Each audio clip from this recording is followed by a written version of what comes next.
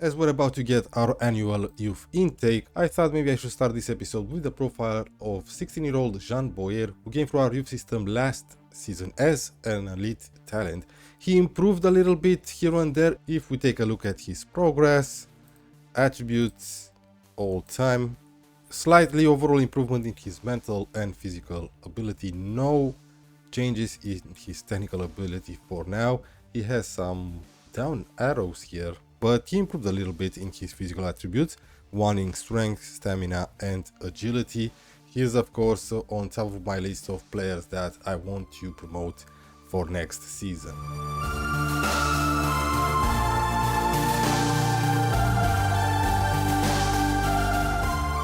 Hey, welcome back to Rebuilding SOCHAUX and welcome to our annual youth intake. We have only 3 top talents and 4 elite talents. Yes, I'm pretty happy with our youth intake this season. Let's start with the top talents, as we do have a central defender, a ball-winning midfielder and a goalkeeper. Jean Boyer, he's natural as a left back, right back and central back, but jumping reach 7, heading 13th. I don't think we can use him as a wingback or anything. He has a great personality though, but I don't think he's going to make it. Moving on to Eric Seguin, a ball-winning midfielder. 20 aggression, my word, this guy is throwing hand grenades on the pitch. Physical attributes will improve, he's only 15. I like the fact he has 16 in his teamwork, decent work rate, tackling is alright, technique is decent, heading 12. Jumping reach only 5, fairly professional personality, 12 in determination, but the rest of his attributes are really poor. LSN Vuillemin, I have no idea. You're probably laughing your ass off when you hear me pronounce these names. Anyway, he has an ambitious personality, which is great for him. Some decent attributes here and there, but I don't think he's gonna make it. Anyway, let's take a look at our elite talents, and the best of them seems to be this guy, the deep line playmaker, so we're gonna leave him for last. We're gonna start with Jacopo Matron, a Belgian winger on the right. Unambitious though, determined 14, but he's unambitious. He is natural actually as an advanced forward, and he has the attributes for it, except for decisions. But I really like the way he looks. That personality though, that's gonna hurt him. Alright, I'm not even gonna try. Luis, the left back. Professional personality, great mentals, good physicals. Yeah, but unfortunately he cannot cross or dribble. Of course I'm gonna train him as a complete wingback because he's only 15 and his attributes will improve, including his dribbling or his flair, because he has a great personality and we have some decent coaches in our under 19s. Now we have Emmanuel Marin, a deep lying forward, resolute personality, amazing mentals for a 15-year-old. My word! Teamwork 17, off the ball, leadership, flair, determination, decision, composure, work rate are really great for his age. Great technical attributes as well, but his physical attributes are really poor, except for his balance, but I do know this will improve massively in the next 3 or 4 years. This guy definitely has a future. And the best of the bunch, Loic Lefebvre, I guess, deep lying playmaker, perfectionist. I think that striker looks better than this 16-year-old. Oh, he's 16, okay. He is already considered a 2-star ability player, okay.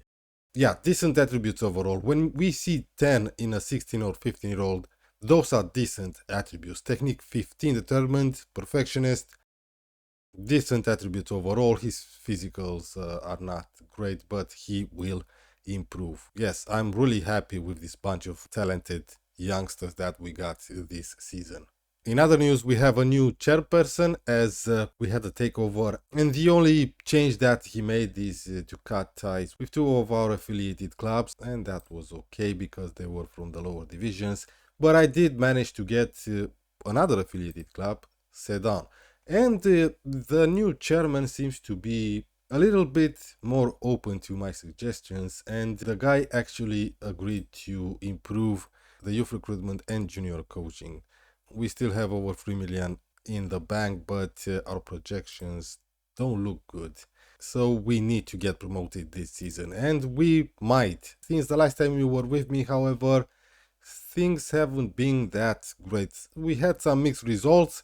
I mean, we drew 2 in a row away at POW and Red Star. We should have won this match away at Red Star, as we've missed a lot of opportunities, and they've managed to knock us out in the 9th round of the cup, which I'm okay with, because that means we can focus on getting promoted. We've won a few matches after that until we lost away at Troyes. This was a really important match, but we were pretty poor in this game, and we dropped a couple of points home against Cayenne. So with 7 matches remaining, we sit top of the league, 2 points ahead of Paris FC, but what's more important, 5 points ahead of 3rd place Saint Etienne, because I don't want to go through a playoff, but we still have to play Saint Etienne and Paris FC. I'm not going to show you guys these matches, as we already played them on the channel this season.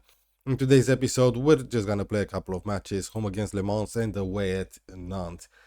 Now, in the January transfer window, we didn't make any business. I did manage, however, to find a club to loan out Shinedu, the 18-year-old Nigerian. These guys play in the 3rd division. He is improving, so good for him. I also wanted to loan out Where Are You Jire, but nobody came in for him. I think he's decent enough to play in the 3rd league as a regular starter. I don't understand why nobody wanted him. Diogo Michel is pissed off because he wants more game time. He actually wanted to go out on loan in January, but I refused. I think we need him as backup here. Kyofi came back from his long time injury. I made him available for the 2nd squad to get some match sharpness, but he managed to get injured again. But he'll be back in just 2 days. Well, against Le Mans, we're gonna go with Popov Igor, Salinas, Gachorovski, Sise, Kumbedi, Gyorbi, Mishu, Yunusa, Baselga, Pradas, and Kesas up front. I've been rotating lately between Sise and Brock, between Mishu and Hernandez, and between Alex Dahu and Pradas. Pradas is having a great season. Now he's considered an important player. Well, it didn't take long to get our first highlight, just a minute. Pradas, Salinas, low cross, Yunusa, Gyorbi, back to Salinas, Mishu, somebody take the shot. Yes, Yunusa scores again. That's his 5th goal. He scored a double a couple of matches ago. Salinas takes a corner here. Yunusa to Baselka, 2-0. Come on, dude. He's 10th of the season.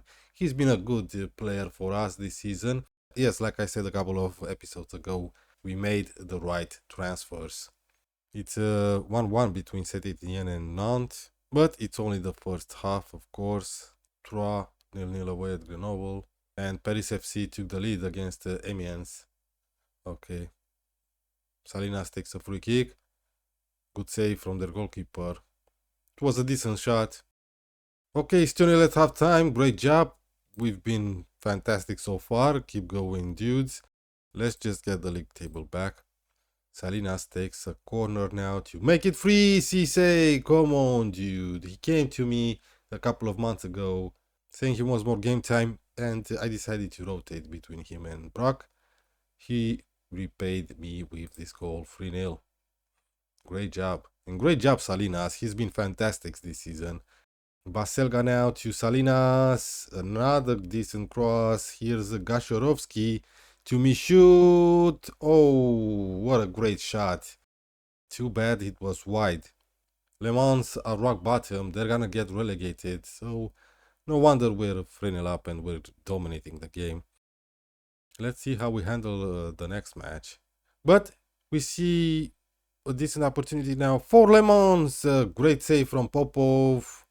He was not offside. Okay, that's a corner. Popov didn't really develop like I wanted him to, and that's okay.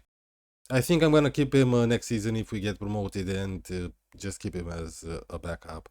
Let's make some substitutions. I'm gonna bring in Tete for Gyorbi. Let's give him a few minutes. Renan Guedes for Kumbedi, and yes, let's rest Salinas. Around 10 more minutes remaining with stoppage time. Here's Basse to Pradas. Loses the ball.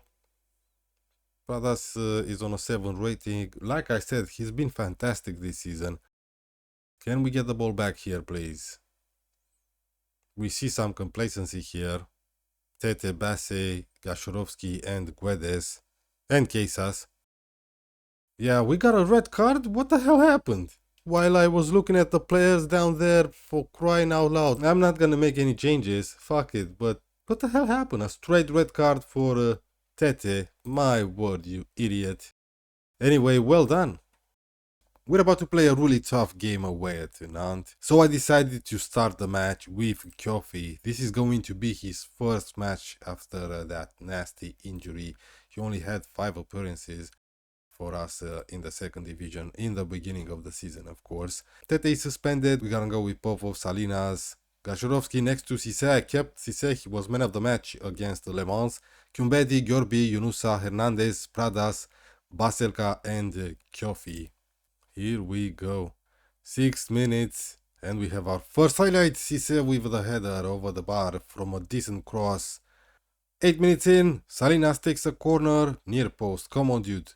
It is near post. Cisse! Come on! Come on, dude! He scored 3 goals this season, all of them in this episode, right?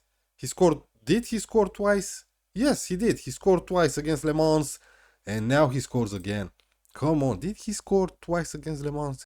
Am I an idiot? I'm not sure. Anyway, Kofi is on a 6.7. I'm, of course, gonna keep an eye on him to see how he does after that nasty injury. Yes, we're controlling the game, but now we have a dangerous opportunity here for Nantes. Oh my, offside, offside. It was pretty clear. Cameron Archer plays for Nantes. Okay. It was pretty clear to me that he was offside, so the goal won't stand. Yes, Pradas is playing all right again, so yes, I know I said I'll be rotating between him and Dahu, but this is a really important match, and lately Pradas has been on fire. Let's work the ball into the box and play for set pieces, why not? We were the better team in this first half. We have another corner. Salinas, Cisse again. Unbelievable. He started as our third choice central defender, and he's gonna end the season as our hero. Great job, man. He has 17 jumping reach. That's why he's scoring goals from corners. Dude, we controlled this first half away at Nantes. I wasn't expecting that, especially because, like I said, we lost away at Troyes. You know, I criticized Popov, but we're gonna take a look at his attributes after this match, if I don't forget, and you'll see that he actually improved a little bit. Here's a Yunusa, 50 minutes in. Kofi, back to Kumbedi on a yellow card. Yes, he was alright this season, Kumbedi, and the guy deserved. Kofi scores, come on! And I was saying about Kumbedi that I think I'm gonna try and loan him back for another season. I don't think we're gonna be able to afford to signing on a permanent deal. He's worth around 10 million. But Kofi scores after 7 months, struggling with injury, came back to make it 3-0 in this tough game away at Nantes. 58 minutes in, we have a corner for Nantes. Oh, this looks pretty dangerous. The Archer managed to get one back. Right, 30 minutes remaining. It's 3-1. They still have plenty of time to get back into this game. Hopefully that won't be the case. Chirivella takes a free kick now. 64 minutes on the clock. Oh my word. Offside. The assistant referee raised his flag. The goal won't stand. He was definitely offside. Another corner for Nantes. 77 minutes on the clock. They've managed to do it again, for crying out loud. It's 3-2, and now I'm gonna start wasting some time. This looks pretty dangerous. Come on, dude. We were 3-0 up, for crying out loud. What's going on? I think it's time to make some substitutions. That's what's going on. Yes, let's do that, actually. Kumbedi is really tired, and he played awful. So Guedes takes his place. Hernandez, yes, Michu is coming in for Hernandez. Where are you? Diogo Michael for Yunusa. Oh, for crying out loud, we were 3-0 up and we have another highlight. Now I'm really nervous. Popov, dude, waste time as much as possible. They get the ball back. They're gonna equalize. For crying out loud, they're gonna equalize. Oh, shot blocked. Michu, dude, great job. End the highlight, please. Come on, end the highlight, end the game. No, the highlight continues. Of course it does. Baselga should be subbed off. Guedes does okay there. Kyofi is really tired. Yes, let's bring in Kesas for the last few minutes. Crying out loud, 5 minutes at it. Sisei, Michoud, back to Jarek Gashurovsky, Yorbi to Kanak, Salinas. I don't have any substitutions to make. Salinas, what a great signing. Come on, dude. You lost the ball like that. Michoud. Oh, no, please. Don't. Cameron Archer. Oh, he hit the post. Archer hit the post. 4 minutes remaining. How lucky was that? Come on, no more highlights, please. How the hell did we allow this to happen? We've managed to hold on to that lead. Our best performer and probably man of the match, Cisse. Well done for the win. So yeah, there you have it. Mark Popov is improving. Actually, let's take a look at his progress from the beginning. He improved a lot. Major overall improvement in his goalkeeping ability. That's great. You know what? Maybe he's gonna be our first choice next season as well. I don't know if I'm gonna take that risk. Anyway, this season is not over yet. What am I talking about? Schedule. I'm gonna come back for the game against Pau if we're in danger of dropping to third, but I don't think that's gonna be the case. Even though we have to play Saint Etienne away from home, we have a 7 points lead on them. We're gonna play Paris FC at home, so I expect a win, but you never know.